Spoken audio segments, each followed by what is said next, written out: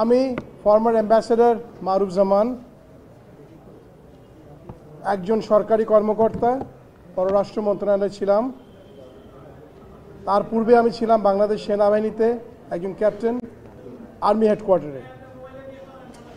আমাকে 2017 4 ডিসেম্বর আমি যখন যাচ্ছিলাম এয়ারপোর্টে নিজে গাড়ি চালিয়ে আমার মেয়েকে আনার জন্য, সেখান থেকে আমাকে DGFI director general of forces intelligence, army, navy and air force মিলে, যেটা কুখ্যাত আয়নাঘর কিংবা যেটা বলেন টিএফআই, তাদের লোক আমাকে অস্ত্রের মুখে তাই টেনে নিয়ে যায়। রাস্তায় অনেক ধস্তাধস্তি, মারামারি হয়, কিন্তু ওদের সাথে আমি পেরে পারি নেই, কারণ ওরা ছিল দুটো মাইক্রোবাসে 10-12 জন লোক, আমি ছিলাম একা এবং ওদের সবার হাতে অস্ত্র ছিল। আমাকে ধরে গিয়ে 14 মাস রাখা হয় টর্চার সেলে। আয়নাঘরের দুটো ভাগ আছে, যেটা আপনাকে আয়নাঘর এখন বলেন, যেটাকে আমি জিআইসি বলি, জয়েন্ট ইন্টারোগেশন সেল, ডিজিএফআই এর কচুক্ষেতের পিছনে।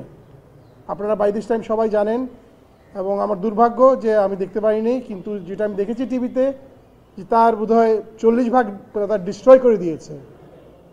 আপনারা যদি আয়নাঘর কি আসলে জানতে চান, তাহলে বড় বড় যদি আপনাকে যে কি বলে কন্টেইনার আছে না, লোহার কন্টেইনার দেখেন জাহাজে যায়, ঠিক ওইরকম যদি আরও লম্বা করেন, অন্ধকার করে রাখেন, যে ওটা ভিতরে যা থাকে ঠিক আয়নাঘর তাই ছিল। এখন যেটা আপনি দেখছেন সেটা ছিল না, যে অনেক অনেক অনেক জঘন্য ছিল। এবং তারা সেখানে আমাকে 5 মাস রাখে হলো রিমান্ড সেল, যেখানে গ্রেড 2 টর্চার 24 ঘন্টা একজনের বন্দির উপর চালানো হতো। ওখানে 10টা সেল ছিল, এবং অসহায় ব্যক্তিদেরকে কান্না যে কি টর্চার করা হতো আমি অকল্পনীয়। আমার সবচেয়ে খারাপ লাগে, সবচেয়ে অবাক লাগে যে আমি সেনাবাহিনীতে যখন ছিলাম ক্যাপ্টেন হিসেবে চাকরি, আমি অবসর করি, মানে আমাদের শহীদ প্রেসিডেন্ট জিয়াউর রহমান ওনাকে সেনেট করার পর আমি চাকরি ছেড়ে দিই। এবং তারা যে কর্মকর্তারা আমার সাথে চাকরি করেছে এবং বিদেশে দেশে, সেই ব্রিগেডিয়ার, সেই কর্নেল, তারাই অবসর নিয়ে আমাকে যে অমানসিক অত্যাচার করতো, যেটা কি মানুষ?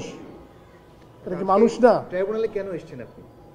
আমি দায় করতে, অভিযোগ দিতে যে এদের যারা পারপিট্রেটর, যারা শেখ হাসিনা, জি আমি অভিযোগ দিয়েই আসছি।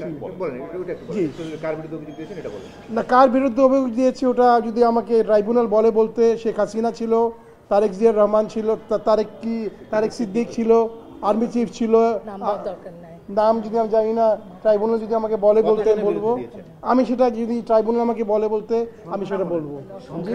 সংখ্যাটা মনে নাই আমার, ট্রাইব্যুনাল জানবে। ট্রাইব্যুনালটা আমি নামগুলো সংখ্যাটা দিব না। Sheikh Hasina and a team. আপনি মুক্তি পেলেন কবে, কোন সময়? 2019 16 April 2019 মার্চ। আমাকে নিয়েছিল কেন? আমি ভারত বিরোধী ছিলাম, এবং আমি হাসিনার যত কুকীর্তি, গুম, খুন, যে এক্সট্রা জুডিশিয়াল কিলিং, তারপরে যে সিক্রেট চুক্তিগুলো করা হতো, কারণ আমি মনে রাখেন আমি কিন্তু ডিপ্লোম্যাট, আমি জানতাম তারা কি করছে, এবং আমি সেগুলো লিখতাম। তারা আমাকে অনেক ওয়ার্নিং দিয়েছে, লেখা বন্ধ করো। আমি বলছি না, আমার কলম আপনারা বন্ধ করতে পারবেন না। সেই জন্য আমি লিখতাম। সেই লেখার জন্য আমাকে তারা নিয়ে, তারা বলেছে এখন দেখি আপনাদের কলমের জোর বেশি না আমাদের অস্ত্রের জোর বেশি। অভিযোগ দায়ের করে এখন আপনি কি চান? আমি চাই সৎ বিচার। আমি তো শুধু আমি না, আমার মতো হাজারো লোক ছিল। সেই ক্যাম্পের ভিতরে 20টা ছিল নর্মাল রুম, 10টা ছিল রিমান্ড, 10টা ছিল নর্মাল পুরনো পাকিস্তান আমল সেল, আর 2টা ছিল ভিআইপি সেল। ওখানে